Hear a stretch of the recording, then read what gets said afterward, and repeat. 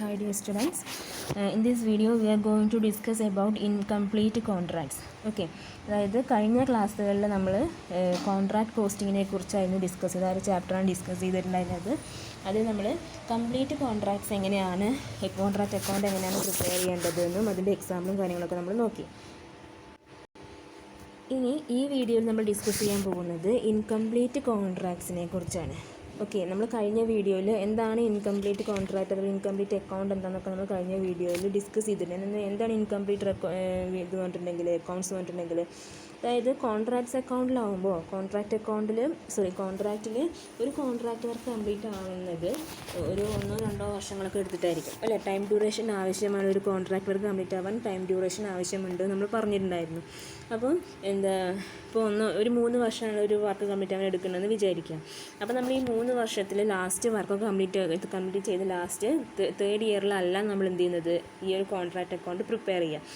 ഓരോ ഇയറിലും നമ്മൾ എന്ത് ചെയ്യുന്നുണ്ട്, കോൺട്രാക്റ്റ് അക്കൗണ്ട് പ്രിപ്പയർ ചെയ്യും. ഓരോ ഇയറിലും ഫിനാൻഷ്യൽ എൻഡിങ്ങിൻ്റെ സമയത്ത് നമ്മൾ എന്ത് ചെയ്യുന്നുണ്ട്, കോൺട്രാക്റ്റ് അക്കൗണ്ട് പ്രിപ്പയർ ചെയ്യുന്നുണ്ട്. ഇപ്പോൾ ഫസ്റ്റ് ഇയറിൽ നമ്മൾ എടുക്കുകയാണെങ്കിൽ ഫസ്റ്റ് ഇയറിൽ നമ്മൾ എന്ത് ചെയ്യും, ആ ഒരു ഫസ്റ്റ് ഇയറിൻ്റെ ഡീറ്റെയിൽസ് വെച്ചിട്ട് ലാസ്റ്റ് കോൺട്രാക്റ്റ് അക്കൗണ്ട് പ്രിപ്പയർ ചെയ്യും. ഇനി അതുപോലെ സെക്കൻഡ് ഇയറിലും എന്ത് ചെയ്യുന്നുണ്ട്, ഇതുപോലെ കോൺട്രാക്റ്റ് അക്കൗണ്ട് പ്രിപ്പയർ ചെയ്യും. പക്ഷേ നമ്മൾ ഫസ്റ്റ് ഇയറിലൊക്കെ നമ്മൾ ഈ കോൺട്രാക്റ്റ് അക്കൗണ്ട് പ്രിപ്പയർ ചെയ്യുന്ന സമയത്ത് നമ്മുടെ വർക്ക് അവിടെ കംപ്ലീറ്റ് അല്ല, 3rd ഇയർ 3ാമത്തെ വർഷമേ കംപ്ലീറ്റ് ആവുള്ളൂ അല്ലേ. എന്നിരുന്നാലും നമ്മൾ എന്ത് ചെയ്യുന്നുണ്ട്, ഓരോ വർഷവും അതിൻ്റെ അക്കൗണ്ട്സ് പ്രിപ്പയർ ചെയ്യുന്നുണ്ട്. അപ്പോൾ ഫസ്റ്റ് ഇയറിൽ നമ്മൾ ആ ഒരു കോൺട്രാക്റ്റ് അക്കൗണ്ട് പ്രിപ്പയർ ചെയ്യുന്നത് വർക്ക് കംപ്ലീറ്റ് ആയിട്ടല്ല അവിടെ കോൺട്രാക്റ്റ് അക്കൗണ്ട് പ്രിപ്പയർ ചെയ്യുന്നത്. ഇൻകംപ്ലീറ്റ് ആയ സമയത്താണ്, ആ ഒരു വർക്ക് അൺഫിനിഷ്ഡ് ആയ സമയത്താണ് നമ്മൾ എന്ത് ചെയ്യുന്നത്, അവിടെ കോൺട്രാക്റ്റ് അക്കൗണ്ട് പ്രിപ്പയർ ചെയ്യുന്നത്. അപ്പോൾ നമ്മൾ പറഞ്ഞിട്ടുണ്ടായിരുന്നു, അങ്ങനെ നമ്മൾ പ്രിപ്പയർ ചെയ്യുന്ന അക്കൗണ്ട് ഇൻകംപ്ലീറ്റ് ആണ് അവിടെ നിന്ന് പറഞ്ഞിട്ടുണ്ടായിരുന്നു അല്ലേ. അപ്പോൾ ഇവിടെ പറയുന്നുണ്ട് incomplete contract is called work in progress. അതായത് ഇൻകംപ്ലീറ്റ് കോൺട്രാക്ട്സിനെയാണ് എന്തെന്ന് പറയുന്നത്, വർക്ക് ഇൻ പ്രോഗ്രസ് എന്ന് പറയുന്നത്. ഓക്കെ, അപ്പോൾ ഫസ്റ്റ് ഇയറിൽ നമ്മളതുപോലെ അക്കൗണ്ട് പ്രിപ്പയർ ചെയ്തു. ഈ സെക്കൻഡ് ഇയറിൽ നമ്മൾ എന്ത് ചെയ്യുന്നുണ്ട്, അതേപോലെ വർക്ക് കംപ്ലീറ്റ് അല്ല എന്നിരുന്നാലും സെക്കൻഡ് ഇയറിൽ നമ്മൾ എന്ത് ചെയ്യും, ആ ഒരു അക്കൗണ്ട് പ്രിപ്പയർ ചെയ്യുന്നുണ്ട്. Okay, but contract account should be prepared. അവിടെ നമ്മുടെ കോൺട്രാക്റ്റ് ഫിനിഷ് ആയിട്ടില്ല, വർക്ക് കംപ്ലീറ്റ് ആയിട്ടില്ല എന്നിരുന്നാൽ നമ്മൾ എന്ത് ചെയ്യണം, അവിടെ കോൺട്രാക്റ്റ് അക്കൗണ്ട് പ്രിപ്പയർ ചെയ്യണം. ഓക്കെ, ഇത് unfinished contract is known as work in progress. അങ്ങനെ അൺഫിനിഷ്ഡ് ആയിട്ടുള്ള ആ കോൺട്രാക്റ്റിനെ പറയുന്ന പേരാണെന്ത്, work in progress. Okay, incomplete contracts. ഇനി അടുത്തത് എന്താണ് വർക്ക് ഇൻ പ്രോഗ്രസ് എന്ന് നോക്കാം. The work done upon an unfinished contract at the end of an accounting period is called work in progress. അതായത് അൺഫിനിഷ്ഡ് കോൺട്രാക്റ്റാണ്, അവിടെ കോൺട്രാക്ട് എന്ത് ചെയ്തിട്ടില്ല, കംപ്ലീറ്റ് ആയിട്ടില്ല. എന്നിരുന്നാലും നമ്മൾ എന്ത് ചെയ്യുന്നുണ്ട്, അവിടെ കോൺട്രാക്റ്റ് അക്കൗണ്ട്സ് പ്രിപ്പയർ ചെയ്യുന്നുണ്ട്. The work done upon an unfinished contract at the end of the accounting period is called work in progress. അതായത് അക്കൗണ്ടിങ് പീരീഡിൻ്റെ എൻഡിൽ നമ്മൾ എന്ത് ചെയ്യുന്നുണ്ട്, ആ ഒരു വർഷത്തിൽ വന്നിട്ടുള്ള കോൺട്രാക്റ്റ് അക്കൗണ്ട് നമ്മൾ പ്രിപ്പയർ ചെയ്യുന്നുണ്ട്. ഓക്കെ, പക്ഷേ അവിടെ എന്തല്ല, വർക്ക് അവിടെ കംപ്ലീറ്റ് അല്ല, അൺഫിനിഷ്ഡ് കോൺട്രാക്റ്റാണ്. അതിനാണ് നമ്മൾ എന്തെന്ന് പറയുന്നത്, വർക്ക് ഇൻ പ്രോഗ്രസ് എന്ന് പറയുന്നത്.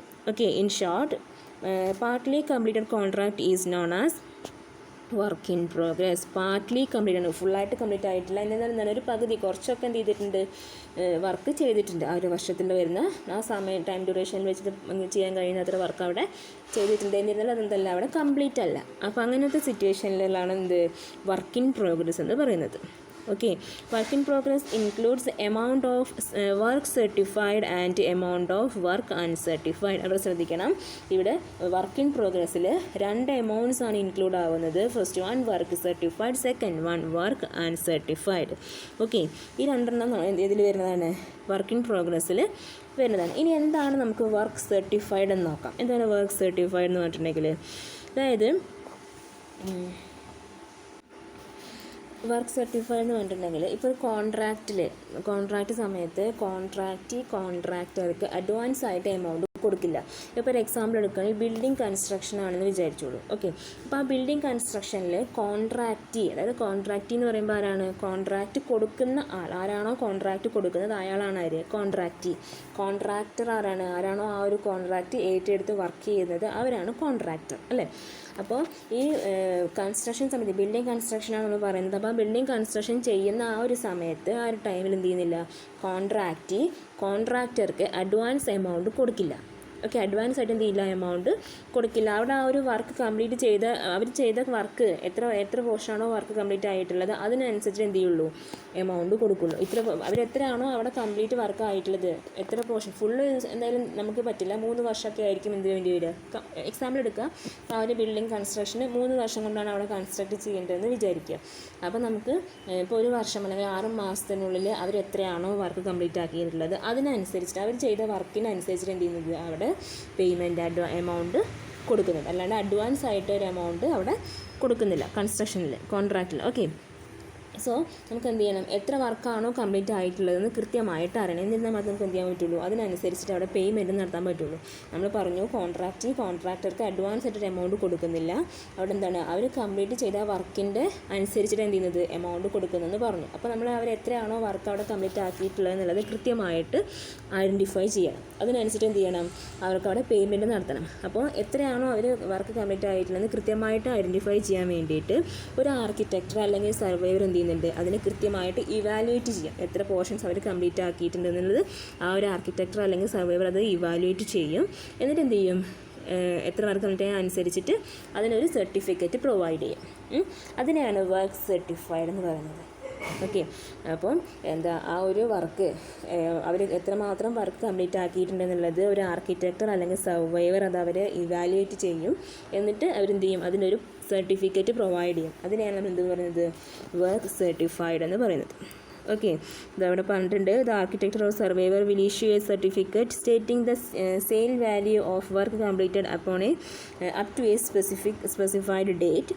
The amounts or certified as completed is called work certified. അപ്പോൾ അതിൽ പറഞ്ഞിട്ടുണ്ടാവും എത്ര പോർഷൻസ് കംപ്ലീറ്റ് ആയിട്ടുണ്ട്, ഇതിനുള്ള എമൗണ്ട് എത്രയാണെന്നൊക്കെ പറഞ്ഞിട്ടുണ്ടായിരിക്കും. അതിനാണ് എന്തെന്ന് പറയുന്നത്, വർക്ക് സർട്ടിഫൈഡ് എന്ന് പറയുന്നത്.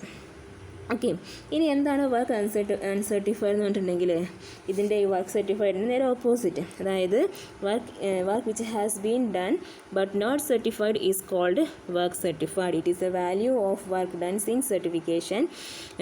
It is valued at cost. എന്താണ് പറയുന്നത്, ഇവിടെ വർക്ക് ചെയ്തിട്ടുണ്ടായിരിക്കും, പക്ഷെ എന്തല്ല അവർ സർട്ടിഫൈ ചെയ്തിട്ടുണ്ടായിരിക്കില്ല.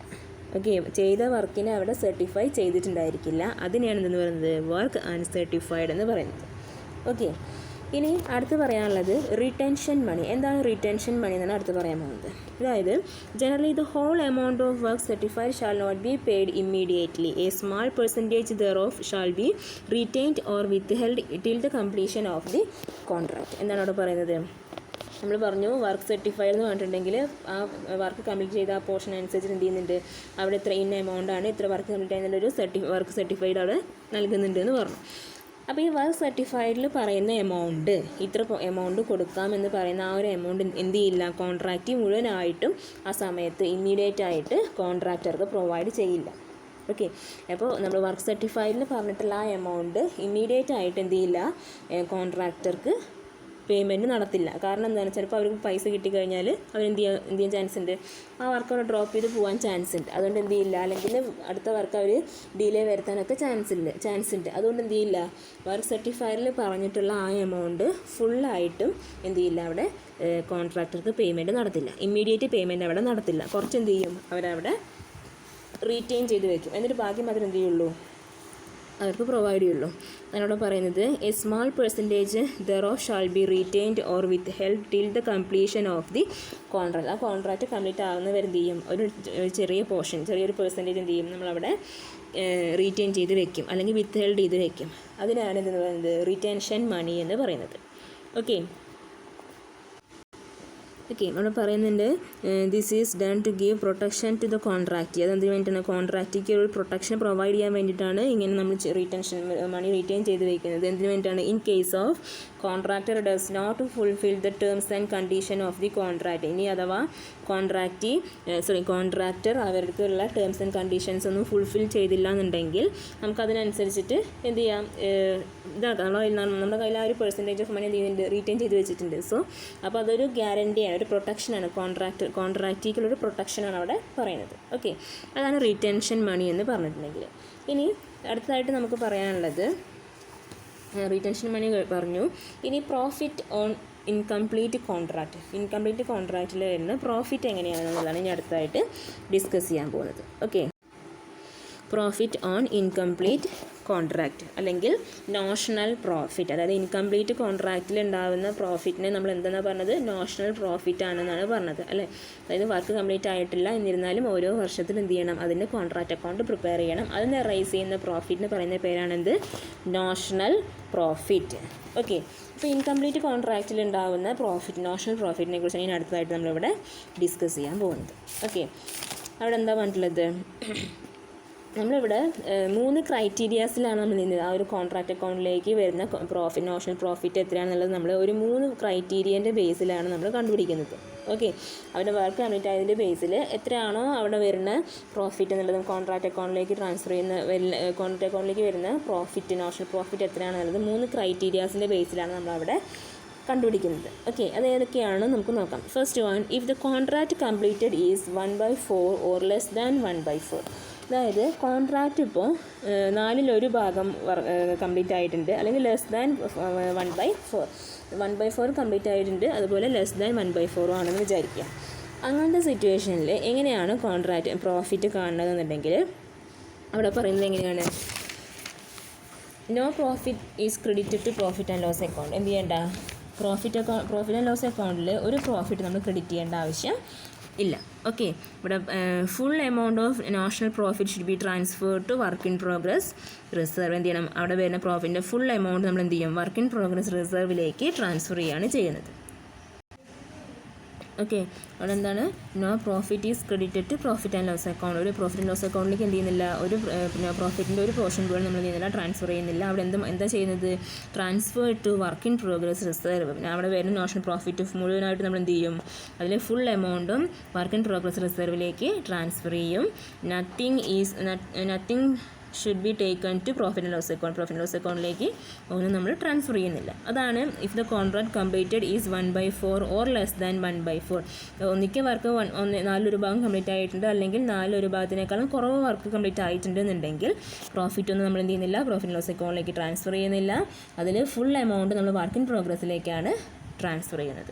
ഓക്കെ, ഇനി അതാണ് ഫസ്റ്റ് സിറ്റുവേഷനിൽ പറയാനുള്ളത്. ഇനി സെക്കൻഡ് സിറ്റുവേഷനിൽ പറയുന്നത് if the contract completed is more than 1/4 but less than 1/4. എന്താണ്? വർക്ക് 4/1 ഭാഗത്തിനേക്കാട്ടും കൂടുതലായിട്ട് വർക്ക് കംപ്ലീറ്റ് ആയിട്ടുണ്ട്, എന്നിരുന്നാലും 1/2ൻ്റെക്കാളും കുറവായിട്ടാണ് വർക്ക് കംപ്ലീറ്റ് ആയിട്ടുള്ളത്. അങ്ങനെയാണെങ്കിൽ എങ്ങനെയാണ് പ്രോഫിറ്റ് കാണുന്നതെന്നാണ് പറയാൻ പോകുന്നത്.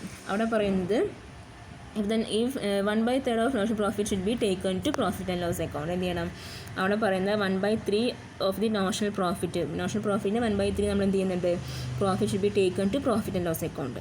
1/3 of the notional profit should be taken to profit and loss account. Profit and loss notional പ്രോഫിറ്റിൻ്റെ 1/3 നമ്മൾ എന്ത് ചെയ്യുന്നുണ്ട്? പ്രോഫിറ്റ് ആൻഡ് ലോസ് അക്കൗണ്ടിലേക്ക് ട്രാൻസ്ഫർ ചെയ്യുന്നുണ്ട്. അത് കാണാനുള്ള ഇക്വേഷൻ അവിടെ താഴെ കൊടുത്തിട്ടുള്ളത് notional profit into 1/3 into cash receive divided by work certified. അങ്ങനെ എന്ത് ചെയ്യുക? നമുക്കവിടെ ഒരു എമൗണ്ട് നോഷണൽ പ്രോഫിറ്റിൽ ട്രാൻസ്ഫർ ചെയ്യേണ്ട എമൗണ്ട് നമുക്ക് കിട്ടും. ഓക്കെ, എന്നിട്ട് the balance of notional profit shall be transfer to work in progress reserve. Progress as reserve എന്ത് ചെയ്യുന്നുണ്ട്? ബാലൻസ് വരുന്നത് വർക്ക് ഇൻ പ്രോഗ്രസ്സിൽ നമ്മൾ റിസർവ് ആയിട്ട് കീപ്പ് ചെയ്യും. ദെൻ അടുത്ത തേർഡ് സിറ്റുവേഷൻ എന്ന് പറയുന്നത് if the contract completed is 1/2 and more than 1/2. then contract 1/2 portion complete ആയിട്ടുണ്ട്, അതല്ലെങ്കിൽ 1/2നെക്കാട്ടിലും കൂടുതലായിട്ട് കംപ്ലീറ്റ് ആയിട്ടുണ്ട്, പകുതിയിലും ജാസ്തി കൂടുതലായിട്ട് വർക്ക് കംപ്ലീറ്റ് ആയിട്ടുണ്ടെങ്കിൽ എങ്ങനെയാണ് പ്രോഫിറ്റ് വരുന്നത്? ട്രാൻസ്ഫർ ചെയ്യുന്നത് എങ്ങനെയാണെന്ന് വെച്ചിട്ടുണ്ടെങ്കിൽ അതിൽ ഇക്വേഷൻ പറഞ്ഞിട്ടുള്ളത് അതിൽ 2/3 of the notional profit should be transfer to profit and loss account. Notional പ്രോഫിറ്റിൻ്റെ 2/3 നമ്മൾ എന്ത് ചെയ്യുന്നത്? പ്രോഫിറ്റ് ആൻഡ് ലോസ് അക്കൗണ്ടിലേക്ക് ട്രാൻസ്ഫർ ചെയ്യുന്നത്. അപ്പോൾ അതിന് കാണാനുള്ള ഇക്വേഷനാണ് notional profit into 2/3 into cash received divided by work certified. എന്താണ് അവിടെ പറഞ്ഞത്? നേരത്തെ നമ്മൾ 1/3 ആണ് എടുത്തത് അല്ലേ? 1/4നെക്കാട്ടും കൂടുതൽ വർക്ക് കംപ്ലീറ്റ് ആയിട്ടുണ്ട്, എന്നാൽ 1/2ലേക്കാളും കുറവാണെങ്കിൽ നമ്മൾ എന്ത് ചെയ്യുന്നത്? 1/3 of the notional profit should be taken to profit and loss account ആയിരുന്നു അല്ലേ? അപ്പോൾ ഇവിടെ ഈ സിറ്റുവേഷനിൽ അതായത് contract completed is 1/2 and more than 1/2 ആണെങ്കിൽ അവിടെ 2/3 of the notional profit should be credited to profit and loss account. Okay, അപ്പോൾ അത് കാണാനുള്ള ഇക്വേഷൻ നമുക്ക് അവിടെ തന്നിട്ടുണ്ട്. ഇനി താഴെ എന്താ പറയുന്നത്? Balance of notional profit shall be transfer to work in progress as reserve. ഇനി എന്തെങ്കിലും ബാലൻസ് ഉണ്ടെങ്കിൽ നമ്മൾ എന്ത് ചെയ്യുന്നുണ്ട്? വർക്ക് ഇൻ പ്രോഗ്രസ്സിലേക്ക് റിസർവ് ആയിട്ട് നമ്മൾ കീപ്പ് ചെയ്ത് വെക്കും. ഓക്കെ, അപ്പോൾ ഇത്രയാണ് പ്രോഫിറ്റ് ആൻഡ് ലോസ് അക്കൗണ്ടിൽ പ്രോഫിറ്റ് ഇൻകംപ്ലീറ്റ് കോൺട്രാക്റ്റിലെ പ്രോഫിറ്റിനെ കുറിച്ച് പറഞ്ഞിട്ടുള്ളത്.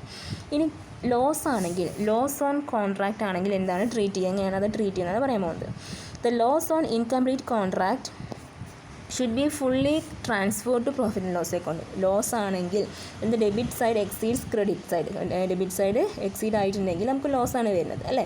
അപ്പോൾ അങ്ങനത്തെ സിറ്റുവേഷനിൽ കോൺട്രാക്റ്റിൽ ലോസ് ആണ് ഉണ്ടായിട്ടില്ലെന്നുണ്ടെങ്കിൽ നമ്മൾ എന്ത് ചെയ്യണം, fully transferred to profit and loss account. അതിൽ ലോസ് എമൗണ്ട് ഫുള്ളായിട്ട് നമ്മൾ എന്ത് ചെയ്യണം, പ്രോഫിറ്റ് ആൻഡ് ലോസ് അക്കൗണ്ടിലേക്ക് ട്രാൻസ്ഫർ ചെയ്യണം. ഓക്കെ, അതാണ് ഇതിൽ വരുന്ന പ്രോഫിറ്റിനെ കുറിച്ചും ലോസിനെ കുറിച്ചും വരുന്ന അഡ്ജസ്റ്റ്മെൻറ്റ്.